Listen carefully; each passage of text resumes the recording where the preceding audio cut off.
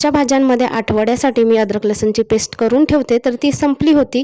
तर त्याचीच तयारी आहे. एका प्लास्टिकच्या हवाबंद डब्यामध्ये बंद करून ठेवायचं, तर चांगला आठवडाभर आपल्याला तो टिकून राहतो अद्रक लसूणची पेस्ट आणि आपल्याला वापरामध्ये येतो. आज संध्याकाळी चिकन बनवायचं होतं, तर यांनी फोन केला होता चिकन आणणार आहे म्हणून.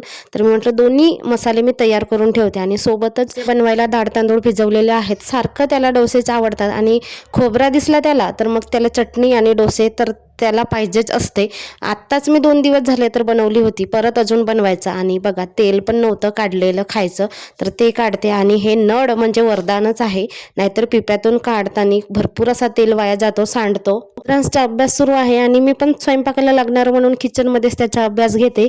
नंतर दिवाबत्ती झाली, स्वयंपाकाला लागली, तर आज चिकन बनवणार होती, तर ते चिकन बनवते. आणि बऱ्याच दिवसानंतर ह्यावेळेस चिकन खातो, नाहीतर आठवड्यातून 1-2दा तर होतोच. तर रात्रीचं जेवण वगैरे झालं, रात्रीचे भांडे घासले आणि किचन माझं नेहमीप्रमाणे मी स्वच्छ करून ठेवलं. तर तुम्ही